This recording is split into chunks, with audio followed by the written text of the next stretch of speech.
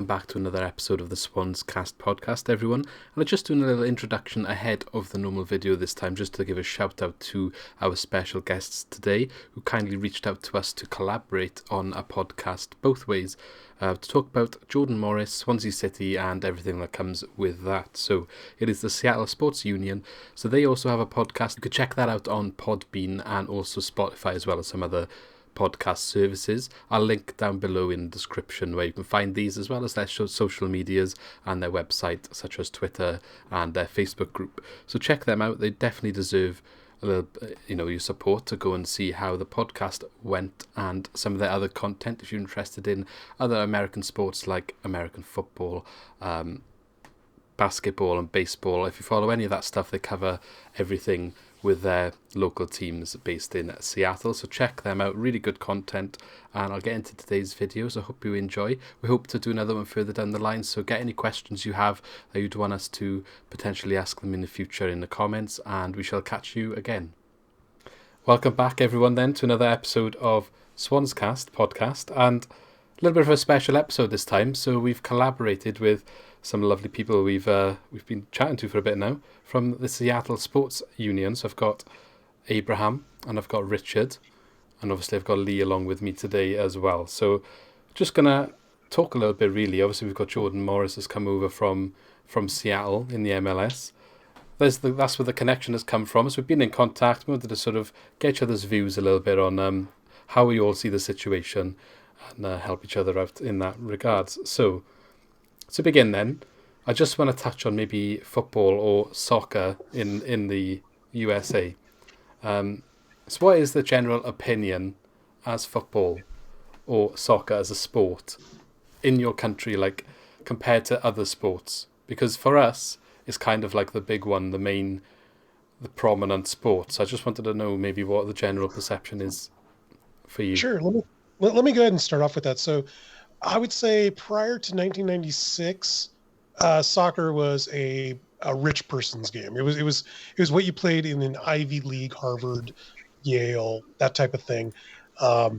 It was what rich white kids played, right?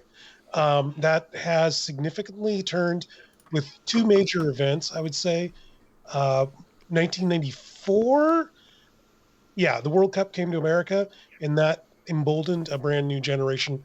Right now, soccer is the number one played sport among youths in America. And the second big thing would be, just want to give a quick little shout out to our Seattle Sounders, who actually turned the MLS on their heads in 2009. We changed the game, and the MLS has changed, and it's never looked back. Just interested to sort of like what was it that changed, that sort of made this this massive change? Then what happened? I'll jump in and tell you a couple things. So the Sounders had a bit of a celebrity ownership group that helped. They put things like the name of the team up for a fan vote. So there's been a tradition of the Sounders name in Seattle, but there were a whole bunch of other names bandied about, and the ownership group actually listened to the fan base as a large, who I believe, Abe, you're going to have to correct me on this if I'm wrong, but I believe that they had a write-in option, and the Sounders fans wrote in the name Sounders because they didn't want any of the nonsense that the marketing folks had come up with. That's 100% correct. That was a write-in campaign. In fact, they didn't even have a write-in option. People just took the ballots and wrote it in, scribbled it in. Yeah, and then Drew Carey, I don't know if you folks know, he was had a comedy show for a number of years on American television. He's one of the owners. He started something new. He said, let's have democracy in sports. Let's have a fan council, and let's make the general manager subject to a vote out by the fan council if they're horrible. And so every 4 years, there's a vote to retain or fire whoever's actually in charge of making the soccer operations choices. So maybe they don't have the term general manager or technical director or whatever, but whoever is the grand poobah who actually chooses the players and hires and fires managers and coaches, that person's head is on a chopping block every 4 years, which is unique in any American sport. That's I think some of our fans, Lee, probably agree would love that option with the people they Yeah, trust. sorry, I just yeah, I just going to jump in. Actually, I was thinking it's interesting that you made the the connection. You said that football was a rich man's game. I think that just to make the comparison, I think it's quite the opposite over here. I mean, it's quite a working man's game in the UK, and I think rugby is probably historically the rich man's game. Maybe not so much in Wales, but in the UK, In England, wider. Yeah, it's especially in England, it's sort of the rich man's game, but football is definitely the working man's game. So it's interesting to see the difference. To expand on that, Lee,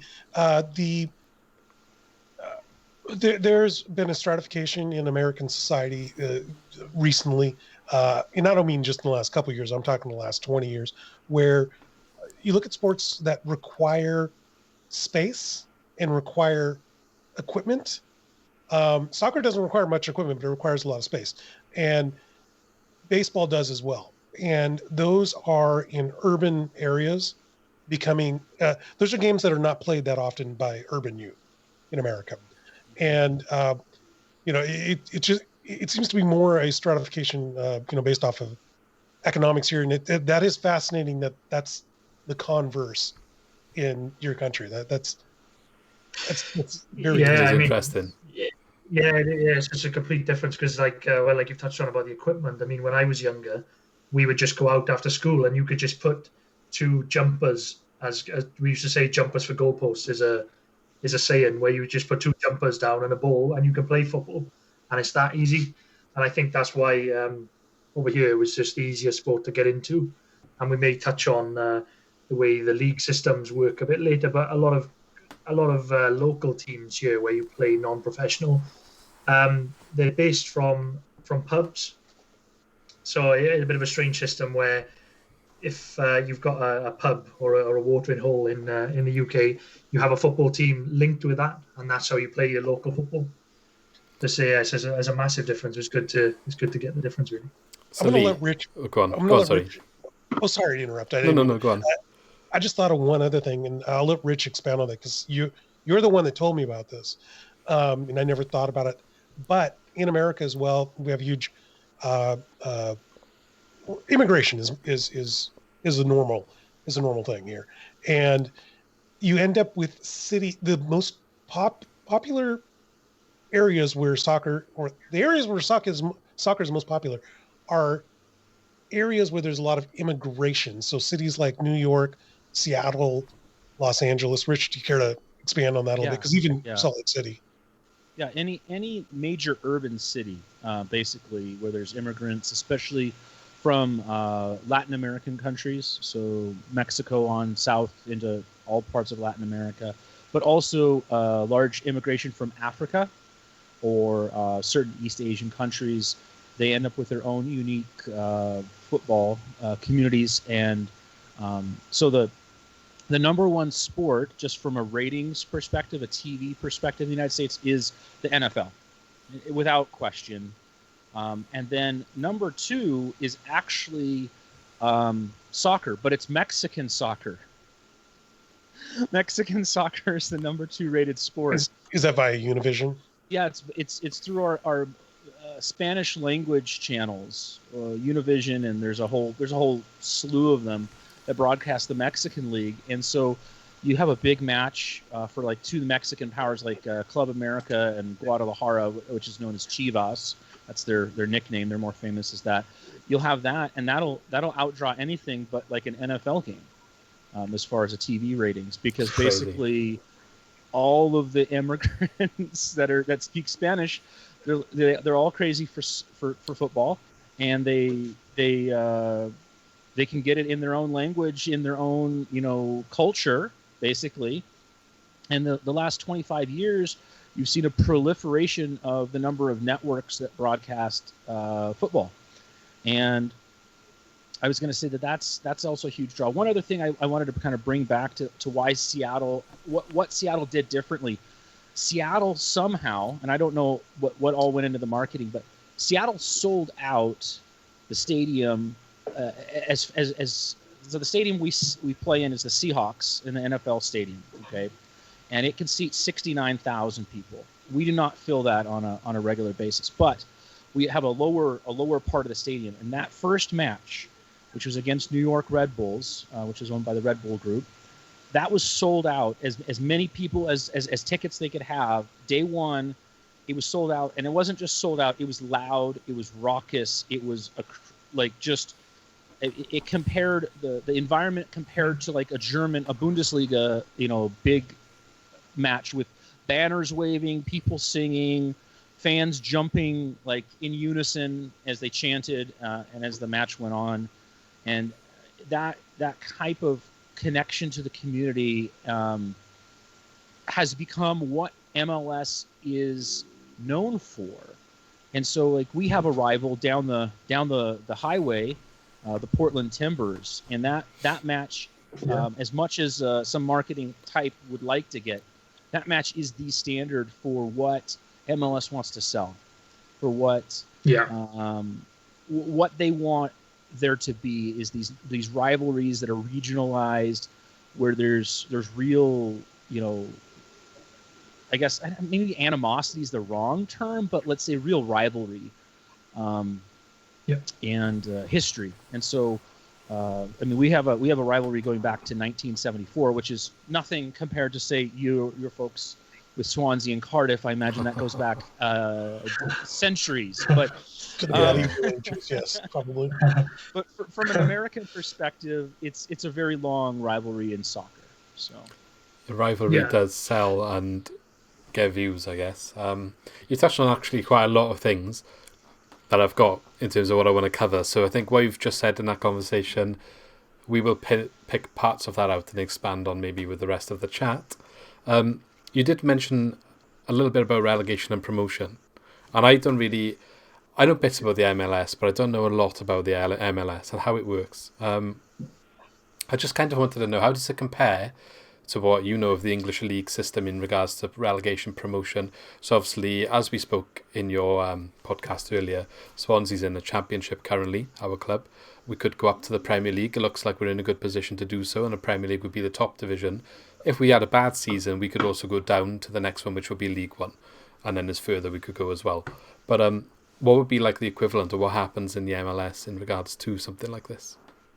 I'll jump in and answer this one. So the best comparison is that the American soccer pyramid is like the UK's soccer pyramid was 120 years ago. Okay. It was basically a closed system where the biggest clubs got together and formed the English Football League. That's where we are in our development. We have a closed system. Major League Soccer is the pinnacle in the American soccer pyramid. There is not promotion and relegation of any formal, systematized way. What we have been seeing is Major League Soccer has grown from a startup league with I think 12 or 14 teams, and then they actually contracted. They had some financial troubles. They almost collapsed in the mid 2000s, and then have grown from there, and then exploded since Seattle joined the league as far as ratings on TV, attendance at matches, and then the money that people are willing to pay to join the league. We have a franchise system, so you pay $100 million, $200 million for the right to join the league. So that is very different. With that being said, there's a lot of talk. There's a certain minority subset of the fan base that really wants promotion, relegation. I don't know. I'm not a professional. I don't know all the ins and outs of this, but I will say as a fan, I don't see it until we have 100 soccer franchises across the United States that we could have any semblance of a similar setup as you folks have in the UK. It's also a hard sell over here, because you take a look at, like you said, one of the owners of the Sounders is a celebrity, Drew Carey. Russell Wilson, quarterback at the Seattle Seahawks, is also an owner. He's just recently passed away, but Paul Allen, co-founder of Microsoft, part owner. If you're telling a team like the Sounders, who sell 45,000 butts and seats at a stadium per game. Up until Atlanta United came in the league, they had the highest average attendance of any soccer team. Average attendance that rivals Bundesliga games. And you tell them, yeah, you just hit the bottom of the table. We're going to have to send you down to the minor leagues. I don't think you can sell that to a team that's been selling out games. Because you're going to, you guys, Lee, you guys were telling us you get fewer fans at games when you get knocked down to the next level. That's going to be a huge revenue loss, and I don't know if the owners want that. Yeah, I think you've touched on a good point there, actually, because we've had it recently in our league system where you guys have probably heard of Leeds United and Nottingham Forest, where obviously at one point they were at the top of the English game, and in recent years they have sort of slipped down into tier 2 and even tier 3, where they were still getting massive numbers through the turnstiles. And yeah, it happened to them. So I can understand, obviously, the discontent with owners, especially because now that Leeds have actually got promoted back to the top division for the first time in years, the revenue behind that with them filling stadiums eventually is unbelievable. Yeah, it's a good point to make, actually. But Lee, correct me if I'm wrong, but hasn't there also been talk recently, and I don't think it's happening, but I think there's definitely a lot of parties interested in this, with the Premier League and a new structure. They were looking at ideas. I think some of the bigger clubs than the owners would happily either a European league or a closed-off Premier League with no relegation. Stuff like that does keep coming out, that they're discussing new ways of approaching the league. I can't remember the name of what it was called, Lee. Can you? Project Reset or something? No, I can't remember. It was like a Euro. It was like a European Super League sort of thing, wasn't it? Yeah. I mean, we touched on it earlier on your podcast that there's definitely a divide between the sort of top 6 of the Premier League and the rest of the league system. Really, everybody's sort of aspiring just to get into that, just underneath those top clubs.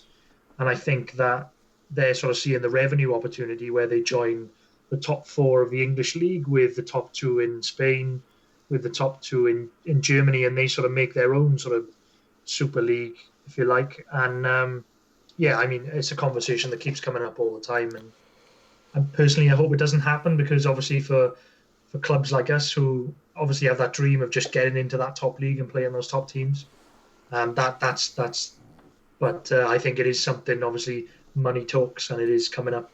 Something's going to happen eventually, yeah. Like we had when we were in the Premier League, we won the League Cup and ended up playing in the Europa League, which is the sort of second tier European competition. It's kind of like the FA Cup, the League Cup, but playing other teams in the in Europe, as in a knockout. It's a group stage and then a knockout tournament. But we only qualified for that because we won the League Cup in our country. So having that sort of system in, it might change the way that works, and then it's nice for us. We only, we weren't expecting to get there again. But that's one experience you'll always remember, and it's something we would never expect to get to. That we did get there once, and we had a good account for ourselves. So it would change the dynamic, and I guess take some of the enjoyment out of the fairy tale stories and the romance of the English system, I guess, if you like. Isn't it weird in the respect that a pro rel system is actually, it's meritocracy, it's merit-based advancement, and we don't have that in America. And it just hit me right now. It's like, wow, what an un-American thing to be segregated into a higher class system. Yeah. But yet we do it, and that's our sports, Yeah. You have, the drum that's always beaten is that, Europe is all about socialism, but ironically enough, European sport is the most merit-based, pure market sport. I mean, there's no salary caps. If you have revenue and you have money, you can spend it on whomever you want. You can make a team that's had a very scattered, sketchy history, like, I don't know, say Manchester City, right? And have trillionaire owners. I don't know how much money they have. They have a lot of money. Well, they got the guys come in and they got the guys from the Middle East, right? That came in. Right. Yeah. Yeah, that's it. Yeah. They have a lot of money, but I And- think they've invested quite well in Sure. they're doing some good things for the wider community. Sure. I mean, they've certainly, but let's just be honest. Manchester United was kind of the head of the They were the Premier top League, dog, yeah. and their top dog. And Manchester City is new money coming in, and That's not fair. That's not fair because Manchester United, didn't they get where they got because of the Glazer family? Their money. well, afterwards. But they've been winning stuff for a long They've time. had the long history of being one of the most successful Yeah. clubs in the league, and I think a lot of the credit really goes down to their past manager Alex Ferguson. I think it's one of the only times that you're going to say a club's success for a long period of time is heavily their manager, and the same manager. It really doesn't happen anymore, where that sort of success from one manager happens over such a long time, because they just don't get as much time these days. It's like Casey Stengel in the 12-year run where he went to 10 World Series, Abe. It's just Sure. unbelievable. Nick Saban right now. Nick Saban right now in American college football. So The Okay. Belichick reign at the Patriots yeah, sure. minus Tom Brady. Kind of linked to what you just said, and about being a closed system in the league, and we talked about stuff like that on our side. I just wanted to ask, how does a new club enter the scene then? For example, David Beckham and Inter Miami. That's quite a new thing that's happening. What is the deal? Like, is it just they buy their way in? Like, what happens? I'll let Rich explain that one. I don't fully grasp it myself. very simply, yes, they buy their way in. Beckham signed one of the most astute contracts ever when he was signed as the first, what's now known as a designated player, but basically a player that's allowed to break the salary cap. You can spend whatever you want on them, both in the terms of transfer fee and salary. And every Major League Soccer team is allowed 3 of those players. So when he signed that first contract to come over and play for the LA Galaxy, one of the stipulations in his contract is that he was allowed to have the rights to an expansion team, I think for 15 years, for only $10 million. Now, the most recent... So that's why he came over then? Yeah, I mean, because he always wanted to be the owner of sports, and he wanted to be in sport, and he knew that, I think, getting back into the English game, it was just too much beyond. You've got to start really low down. capabilities. Yeah, and so now expansion fees are right around $300 million a piece, just for the rights to start a franchise.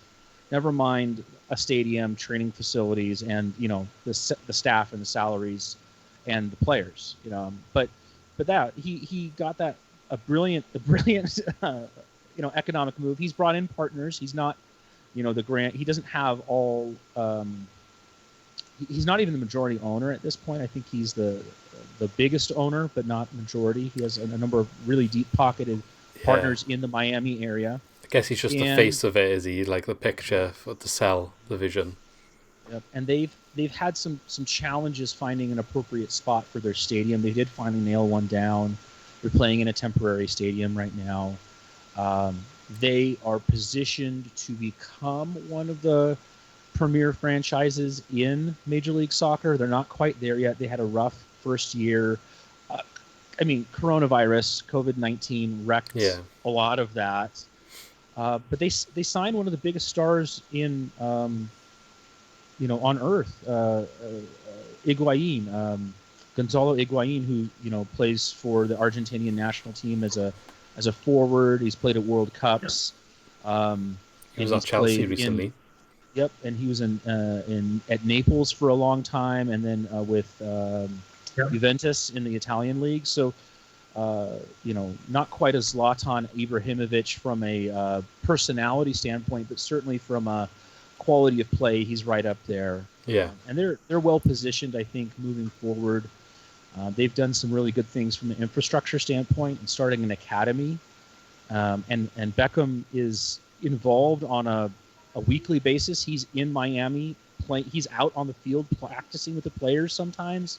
He's at the training facility playing with the academy kids. He's really hands-on. It's a rough life he leads. Yeah, I mean, living going in down to Miami, just this is hard work. Oh, boy. Hard times. No, that's all really interesting take on well, I think. yeah.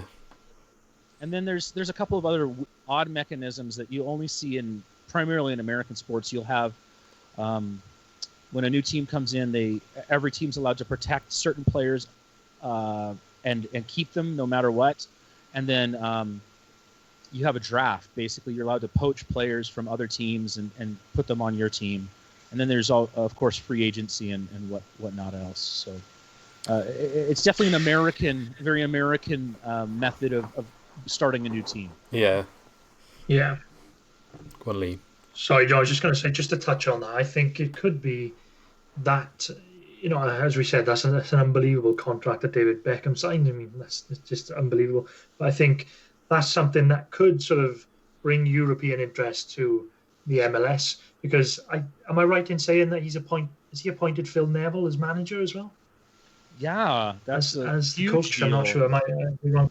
Yeah, he was appointed. Yeah, so I think like that. Man. Yeah, so I think that could be, that's sort of generated a lot of interest over here as well. David Beckham's obviously big over here as well, and that everybody's interested in how they're doing, and now he's got Phil Neville going out there as well. So I think it's something that could start generating a lot of interest in the MLS over here, certainly. I was going to jump in that one other thing that's unusual about the MLS, I think, compared to other leagues worldwide is, in general, head coaches, managers last a bit longer. Yeah, probably. Yeah. Because you don't have these completely unrealistic expectations that you might have in other clubs in Europe. That's not fair. That's not fair. It's not unrealistic expectations. What you have here is a playoff system, a knockout playoff system. So your bar for success is, I think, lower, because it's what in the Premier League, top 3 go to. Yeah. Well, no, it's top 4 for the Champions League, League, and then there's 1 or 2 for Europa League, and then cup winners. And if one of the teams already qualified wins a cup, it changes slightly. But I think one thing as well you don't have, which again eases the pressure massively, and this is the worst thing in the Premier League, is the relegation, because that is such a drain on finances for the lower clubs, millions and millions of pounds. That is why everyone sacks the manager, because the cost of getting relegated. The consequences are much greater. I'll push back a little bit on Abe there. That one thing that's really hard to do in Major League Soccer is turn over your team overnight like you can in a European style system where typically a manager will get hired and be able to bring in a lot of new players to fit their system and style. And obviously this varies, I know, based on the club and contracts, but because of the salary cap situation and Major League Soccer's very odd free agency system, you can turn over a team, but it takes 2 or 3 years really to do that.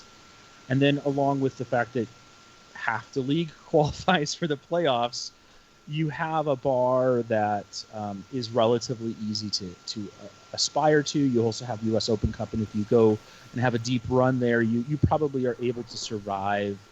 I was going to say that really the only notable manager that has been fired after only 1 year was the one for New York City FC just a few years ago. Jason Kreis was given 1 year by the bosses at Manchester and then fired. In spite of them basically undermining him at every turn for the entirety of his tenure, as far as not giving him the players they had promised him and the money and the resources. So that's a very unusual situation, actually, in American head coaches and manager situations. Typically, they're given a little more leeway. I'd say 3 to 4 years is pretty normal, even if you're at a struggling club. That sort of what you just said about that 1 year tenure is kind of, that represents, I think, what happens quite a lot over here. Promises aren't kept. You don't get the resources you thought you were going to get. The expectations are difficult to meet, and the rest is history. But yeah, that's all good then. I want to sort of stick with the MLS, but sort of transition obviously into Jordan Morris a little bit and players. So as a transition point, in regards to young players coming into the MLS, I think the youth system is slightly different to what we'd expect over here. So we have like an academy in our club, and recently we've been quite successful. There's been a few players that have come through our academy into our first team. But is there like a college system with you guys that works with the players coming up? I think Jordan Morris maybe came through that way, and obviously you regard him as homegrown. So I was just wondering what the sort of background there is. Yeah, definitely. So Jordan Morris went to Stanford, and Stanford's considered the Ivy League college of the West Coast. Basically, academically, if he never plays another, game in his life, he's set for greater and better things in science or politics or whatever. A lot of very famous people came out of this university. So he went there, succeeded, won championships, won Player of the Year. The only problem, in Rich, I know you're going to expand on this one, is that he comes out at age 22, which is almost a little bit too old, especially in Europe, right? You're either hot stuff or you're not hot stuff by age 16, 17. So the college system also almost does a disservice to soccer players in America because they mature at a later grade. Before you, obviously I know you've got more to say on that, but just from a Swansea point of view, from that point, 21, 22, I agree with you though. Usually if a younger player is going to make it before that age. What happened with us, we invested a lot in our academy when we went to the Premier League. We didn't really see that investment returned in terms of the players coming through until we've come back down to the Championship. So the last 2 years, we knew there was a couple of names in there you could keep an eye on. No one ever really came into the first team and made a name for themselves. And that's partly because of the pressures I spoke about with the relegation.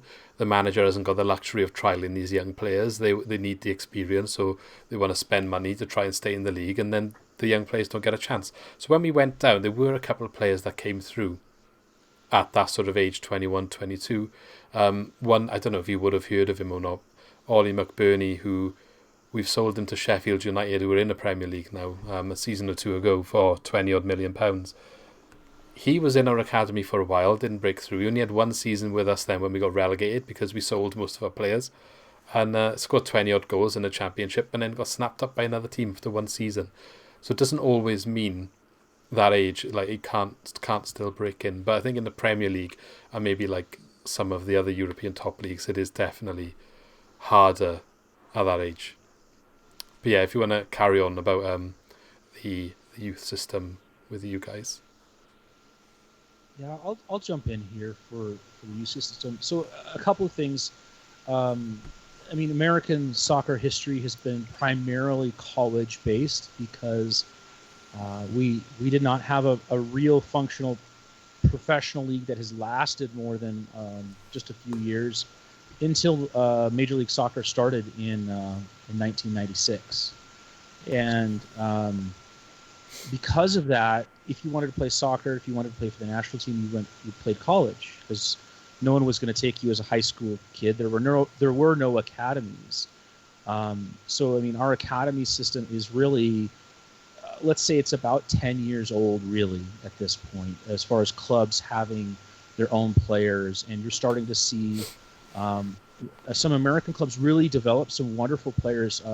Dallas, FC Dallas, has developed a bit of a pipeline to Bayern Munich and has sold, I think, 3 or 4 players over there, or loaned them over there and let them really develop.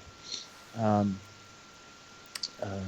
that there's that. And then, you also have an additional challenge is the United States is just geographically large. I alluded to it the last time I chatted with you fellas. And you don't have enough scouts to look at everyone. I'll give an example.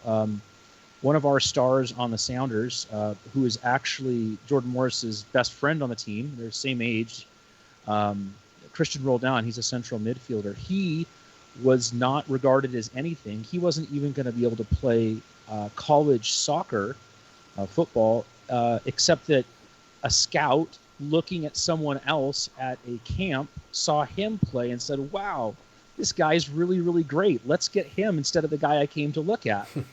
And then, so he goes to the University of Washington for one season and then is drafted into Major League Soccer and has, after 1 year as a regular substitute, nailed down a starting spot on our team. So, you have some very odd American things with our academy system. Right now we have a geographic-based system that's probably going to go away pretty soon in the next few years, where you go from being restricted to only a certain physical geography in the United States to you can go get anyone you want that wants to work with you.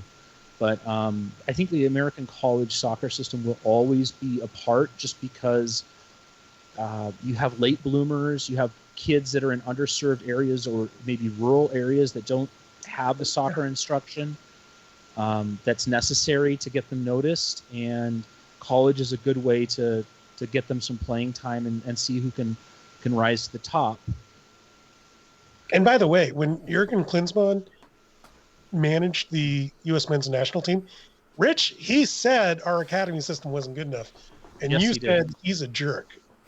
I did say he was a jerk because he's a horrible manager, but he was a great recruiter and advocate and technical director. He would be an ideal technical director with an actual, day-to-day game manager as someone that reported to him. That would have been an ideal setup, but he's just about the worst tactical day-to-day manager that the United States has ever had and possibly that Europe has ever had. Just look at the fact that he can't ever stick in a job.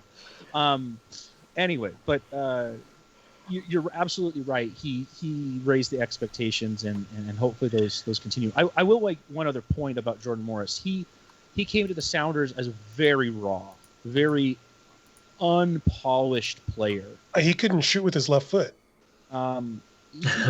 He didn't have the confidence to shoot with his left foot because he's so talented.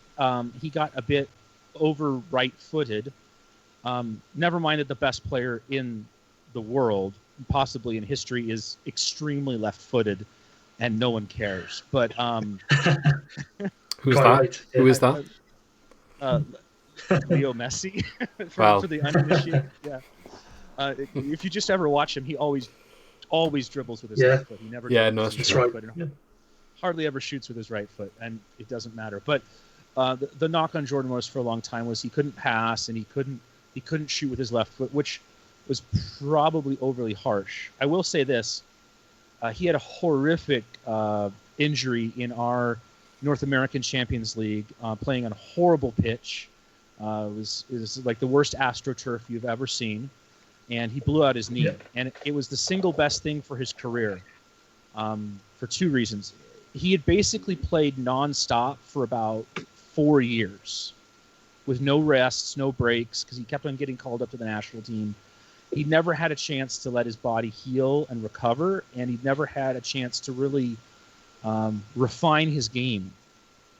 We had a coach who was the offensive coach, the assistant coach, who his name is Preki. He was an Argentinian, tremendous playmaker, scorer, just pure attacking player. And he basically put Jordan Morris into boot camp for a year while he recovered from his ACL. He made him watch film. He made him work on moves. He made him pass. Like, he basically made him shoot twice. For every one shot with his right foot, he made him shoot twice with his left. For every pass with his right foot, he made him pass twice, do the same pass with his left foot. And he came back the last 2 seasons really as a complete winger who could cross deep, he could cross short, he could cut back, he could dribble left, he could dribble right. He could, hit those 25-yarders at the top of the box if no one came out to guard him. He really rounded out his game. And then you combine that with the pace he has and the fact that he is very, very strong. If he goes down from a tackle, it's because someone really drug him down. I know that Lee, you like your NFL football. I mean, he's built like a linebacker.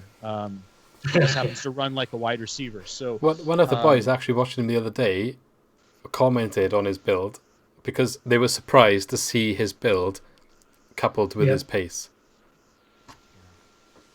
And that was a big shock to us. I mean, we thought because we hadn't actually seen a lot of him play, and I mean all the YouTube clips and everything that we'd seen on Twitter was obviously about his pace. And then when he actually played the other day, we were actually surprised about his build. He is quite sort of stocky, as we say.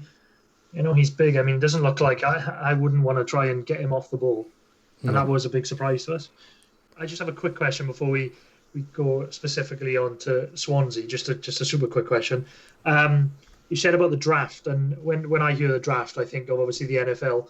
Is it the same sort of setup where the teams have so many picks and so many rounds and college players? Is it the same sort of setup, or is it a little bit different in the football? Yes and no.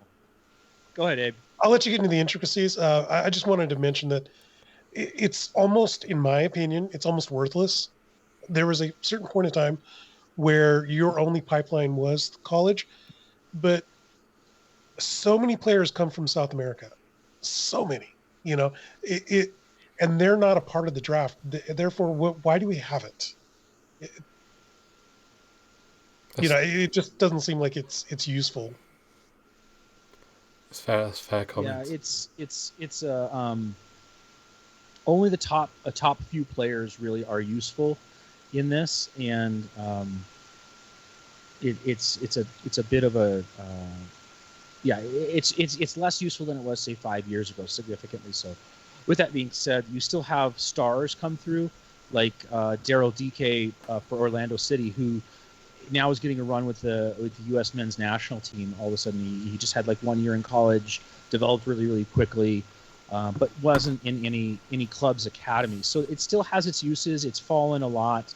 A lot more teams are dedicated to signing players out of high school or at 16, and then developing them themselves. They get a lot more playing time.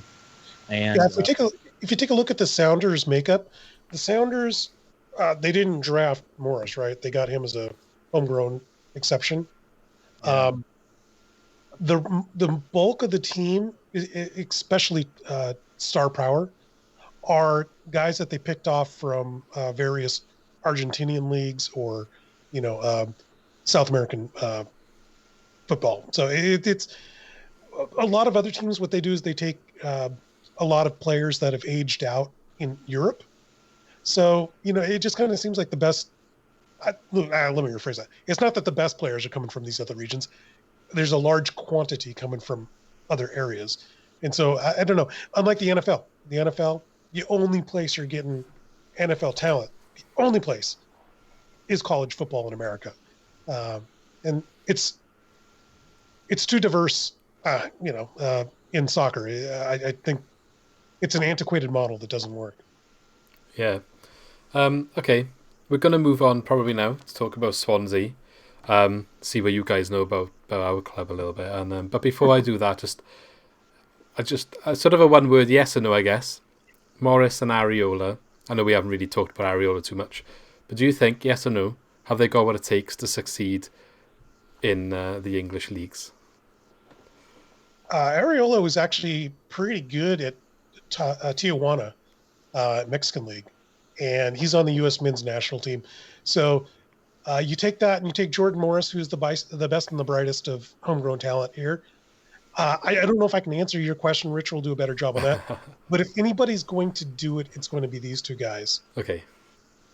I was going to say that I think that Paul Arriola is an excellent candidate to succeed, especially in the English Championship. I know it's a little bit more of a physical league, especially what I've watched since Swansea came, got Jordan Morris and now or Arriola. It looks like you're kind of at the top of the heap, and the less fortunate, the less talented teams want to just kick your players a lot. Well, if you ask the top of the table, Brentford at the moment, they think we want to kick them. So they weren't happy the other day when we played them. They were not happy. True. But it's a very physical league, a lot of physical play. Both of these players are very well suited for that. Okay. Arriola playing in Washington for DC United really honed his game. I think he's a tough player. He will track back. He can play, midfield. He can play central midfield. He can occasionally play striker, but he is a tenacious player. Even if he's not got it going offensively that day, he's going to give you a full effort. Jordan Morris, no one's going to brag about his defense, but he tracks back. He gets in his other players' faces. He doesn't let them get easy shots. It will look often like he's tired and worn out and just kind of jogging and not doing his job, and then he will burst through with a 65-yard, curving run that breaks a defense in half. I hope we get to see that. From everything I've seen, even with the no call a couple games ago where he was pulled down in the box, and he's looking at the central referee saying, like, what else do I have to do to earn a penalty here? He's really matured his game. I'm sure that the European coaches are going to refine it even more, give him a little more tactical acumen. But he really is extremely talented, but also just has really improved his tactical timing and physical skills. I think that if these two can't make it, for Swansea, I don't know who is going to be able to break in that kind of middle, like not a super young player, but like also not a veteran, like kind of in that middle ground. I don't know who else could make it. That's important to note that he's 26. He turned down, was it Wiedmer? He turned down... Werder, was it? Werder Bremen. Werder, sorry, yeah. When he was younger, and 21, yeah, that would have been a shot. Most people in their lifetime don't get a second opportunity. This is his second opportunity, and you're going to get somebody that's hungry, and that's something that intangible is hard to get out of somebody. Often, you take a look for you. You mentioned Lee Freddie Adu, or was it one of you guys mentioned? Somebody mentioned. Yeah, it was Lee. and what you got was somebody who got too much too fast and didn't know how to deal with it, and that's why nobody talks about him anymore. 16, he was given the world, put on a pedestal. You take a look at Arriola and you take a look at Jordan Morris. They've had to earn everything, and this might be their last shot to make it big time. Well, I'm sure they will come. We will accept them as fan base and wish them on and hope them all the best. But that moves me kind of on to what I want to ask you about us. So what do you know about Swansea as a city, as a football club, sort of in regards to our stature and our reputation potentially? And then are there any standout players for you that are currently in our club? I'll let Rich talk about players. I know about Swansea. Somebody mentioned to me about, when was it, about 7-8 years ago when you guys made the EPL? Yeah. They kind of brought your whole community together because there had never been a team in Wales to ever make the EPL. So glad you mentioned that right on our video. We'd love to, that's a very proud one over our neighbours. But from what I understand, he was telling me there's a lot of pride in that. And that's the extent to what I knew before, talking to you guys. So just to give you a background, I don't know the ins and outs and details of when it happened and how, but there's a couple of clubs from Wales that were invited into the English leagues a long time ago. Us, Cardiff, Wrexham, Newport. Is Merthyr one, Lee? There's another one. No, I think the other one recently is... they're very low down in the system, so they're not really that relevant. But there's not many of us, and we're in the English league system. We kind of get a lot of stick sometimes from the English fans being like, well, you're Welsh, you shouldn't even be in our league anyway. We get that often. But yeah, for us, getting up to the Premier League in its current format, not the top flight, but the Premier League, was a massive and very proud thing, because they like to say they're the capital city of Wales. And the biggest club. Well, it's like, well, we got there first and we actually managed to stay there for a respectable amount of time. So, but yeah, what about you then, Rich, in terms of players? Anyone standing out from our club? Yes, I was very impressed with both Jamalo and Ayu.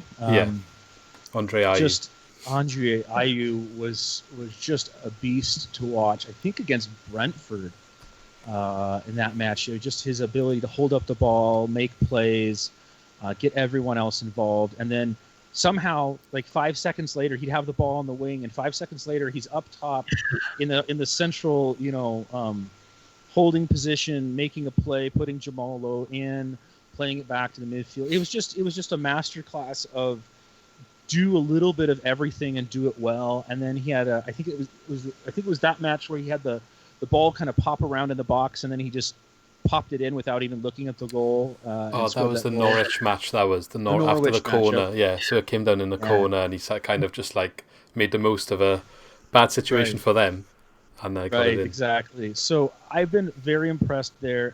There's an additional player. Let me pull up the. I apologize. One of your central midfielders was caught my eye as well. I'm trying to think who. Probably either Mac Rhymes, Jay Fulton, or Horahan. Horahan, that's who it was. I was super impressed with his work rate, and just he kind of reminded me of two players that we have here, kind of a combination of the two. I mentioned him before, Christian Roldan, kind of a do-everything central midfielder. And then we have Nicolas Ladero, who's a tireless, classic Argentinian number 10, except he's from Uruguay. Just the ability to just run and do really everything a bit, was very impressive. And I look forward to seeing a few through balls to Jordan Morris bursting through from Horahan moving forward. That's a hope. I think just to jump in as well, I think it probably lead into our next question actually about our probably one of our last questions about our owners. I think having coming down from the Premier League, we had to get rid of a lot of our higher earners in the team just to sort of balance the financial problems of, as we said, about the pressures of coming down from the league. And we've been so lucky that Ayew has managed to stay. We got rid of all of the high earners apart from Ayew, so we've managed to keep him in the squad for this season. And I'm glad you picked that out, really, because I think it's just been it's probably going to be one of the main reasons why we get promoted this year if we do go on and get promoted. So it's important, and you've just made my weekend that you've recognised that we were the first Welsh team to get into the Premier League. I mean, we can talk about that all night. It's brilliant. But yeah, obviously Horahan just joined we got him recently from Aston Villa on loan again. So he's new for us, but he scored in his first 3 games for us. So again, that's a good player to come in. It looks like we're going in a good direction. So that's why we're excited again then with the other signings like Morris that we have made. Lee just touched on our owners.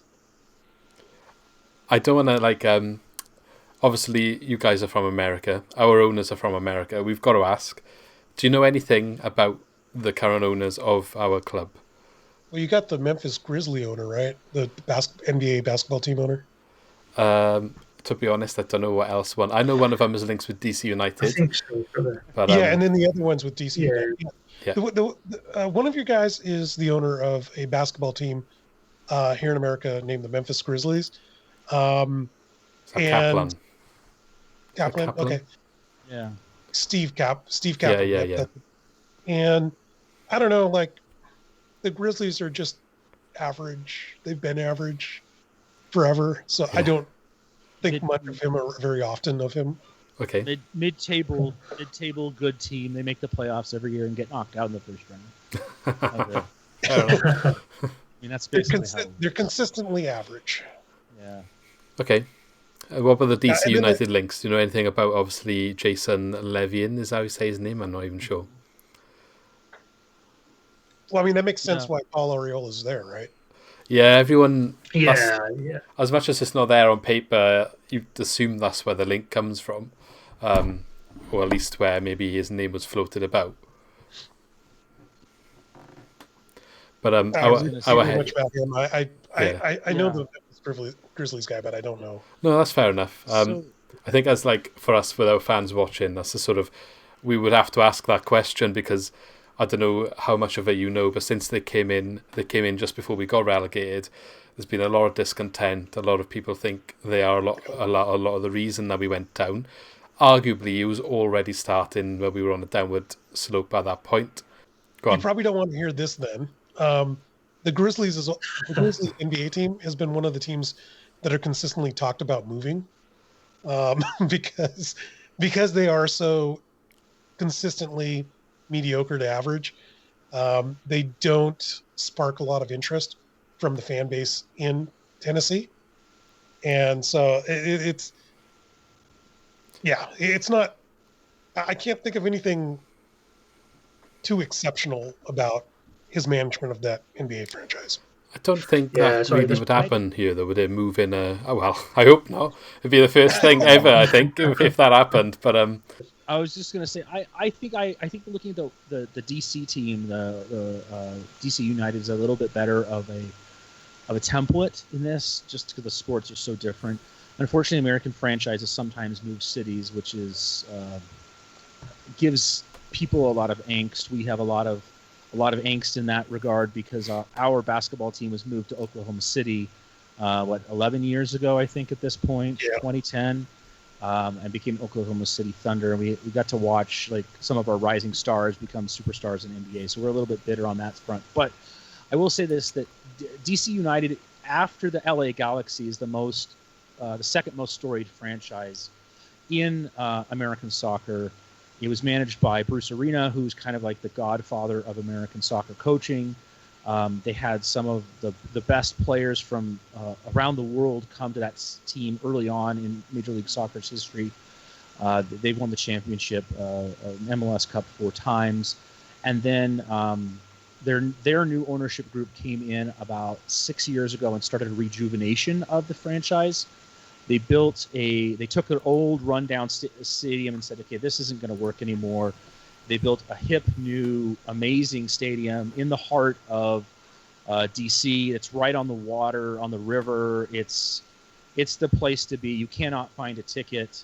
And at the same time, they brought in Wayne Rooney. There's Luchi Gonzalez was kind of his running mate. The media called them Lucharu, because the connection between the two was like there were two players with one brain. There was an incredible play. It's okay. It sounds like they got two owners with one brain. So yeah, maybe, but they really are.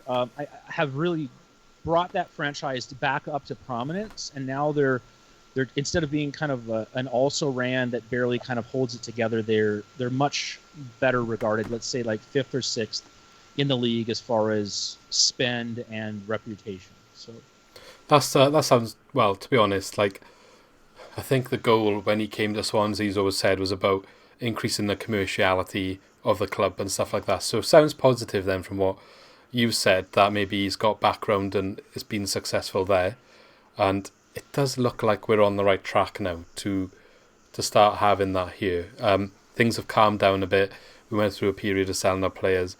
We look like we're back on the up. So I think that's a good place to move on to the end. I know we've been going for a while now, so if you don't mind us just asking a tiny little bit more about other sports, and then we'll look to finish. But I would like to say, potentially, at the end of the season, if you're up for it, we could get you back on to discuss how Morris and Arriola have fared by that point, and we got a lot of stuff we didn't get to today that we hopefully can get to then. But I think Lee's got something that he wants to talk about now before we do finish. No, I mean, like, as Luke said, we've only just scratched the surface of all the stuff that we wanted to get through, and as I said, I'm quite passionate about the American sport system, so I've got a million questions. Hopefully we can get you guys back on soon. So I think probably the last thing that we want to touch on is our national sport is obviously rugby in Wales, and I think the closest connection that we can make is the NFL.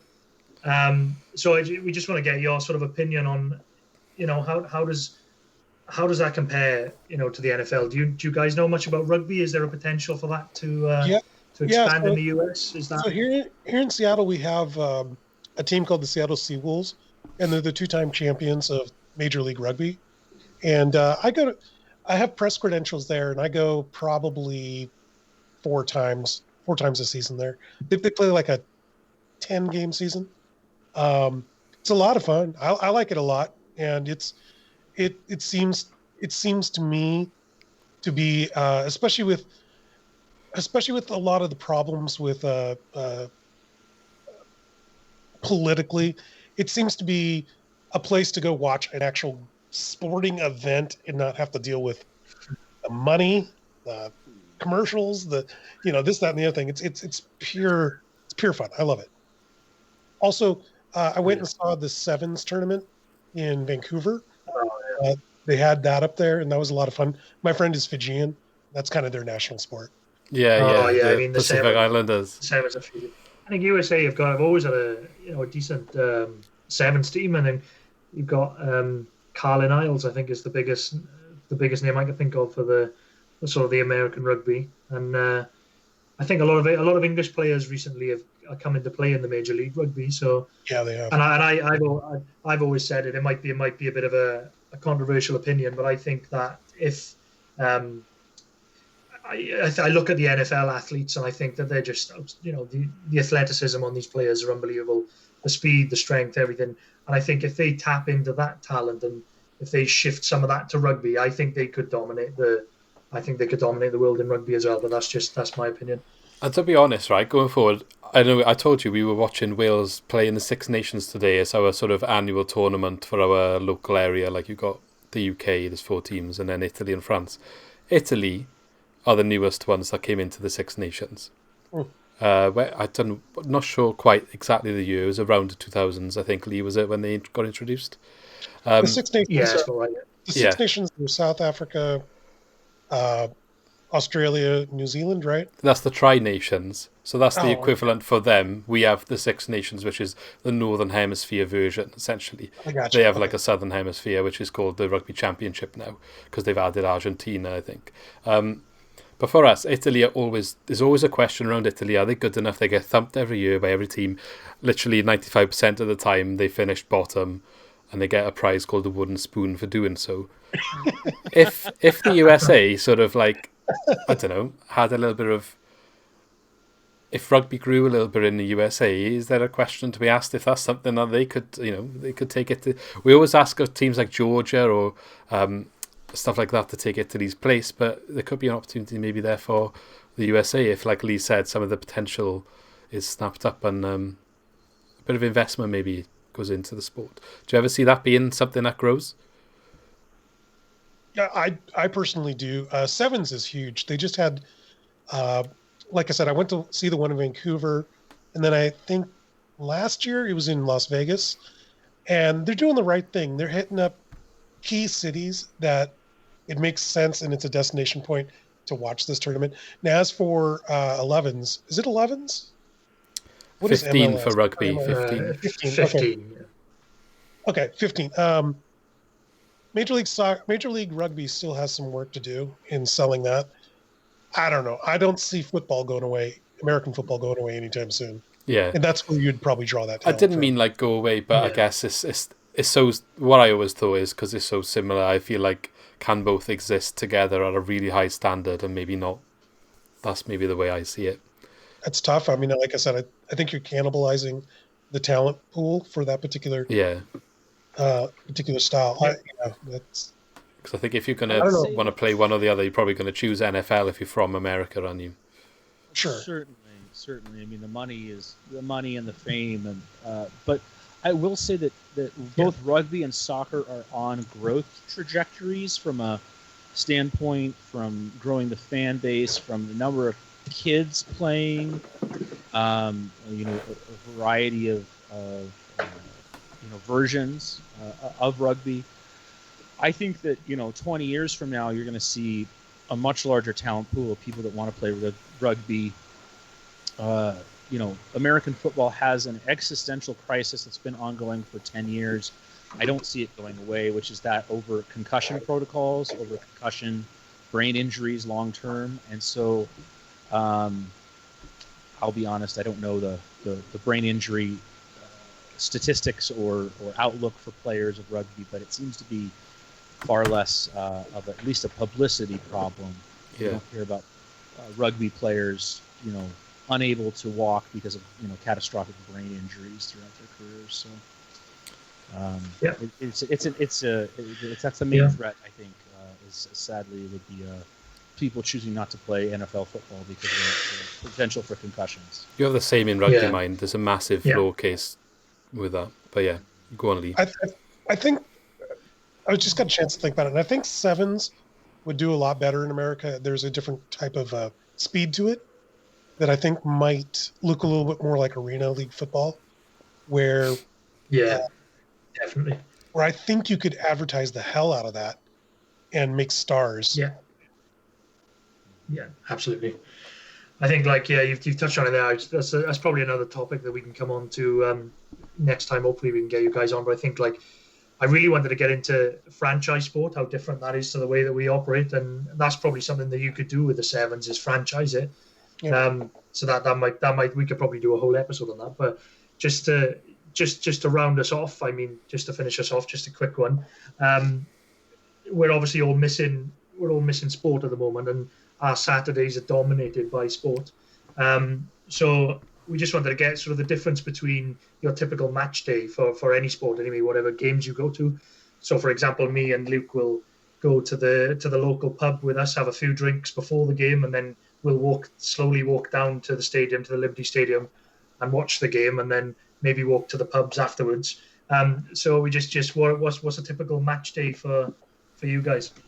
For Sounders? For any sport that you go watch, really, what's your usual match day? It's a little bit different for every sport. So let me start off with soccer here for a second. My typical thing is to go down there, downtown Seattle, and watch the supporter group, the biggest supporter group we have. They'll go from the bars and march to the stadium. So I'll kind of go check that out and watch that. And then for American football, tailgate culture is huge, where you just, you go to the parking lots at a football game in America. You don't go to the bars. You party in the parking lot. I don't care if it rains. I don't care if it snows. I don't care if it's 100 degrees out. That's what you do. So I would say both of those have a pregame ritual to them, but they're different. Yeah, I love that. I'd love to tailgate one day. That's a dream of mine, to come and tailgate at any sort of sporting event. I'd just love to do it. I'll jump in with a couple of other traditions here. I've got 4 kids, so I don't get to go to a match. But if we're going to a match, the day is usually filled up on a soccer day with watching a couple Premier League matches. Maybe some Spanish La Liga or Italian league, some Bundesliga, whatever the most interesting looking matches are. We might have a couple of those on throughout the morning, and then we gather the family up, maybe grab some dinner, head down to the I'm in Utah, so we go to Real Salt Lake match, and those are a little more. I'd say those are a little odd, just because of the prevalence of the Mormon faith. So there's a bit less drinking, a little less partying, but definitely some cool culture. They have one of the drummers for, I think it's a really big band. Anyway, I can't remember. He's a huge fan, and so he's got the theme thing, and the whole stadium sings, and it's a pretty good thing.